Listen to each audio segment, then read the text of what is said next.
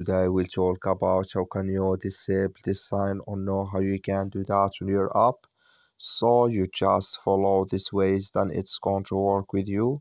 So all you have to do, you just go down here, you click on this sign down here, when you just click on it, so then it's going to show for you a list like this. Then all you have to do now, just go here above settings, you click on it.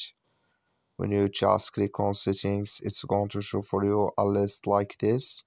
So then all you have to do now, you just go down here, you keep going down, you come here to graphic compatibility here mode, click in this sign here or this color. Like you see color, it's gone, that's mean it's disabled with us now here. So that's all you have to do to disable it. That's all. Thank you for your watching. Don't forget to support us by liking, subscribe.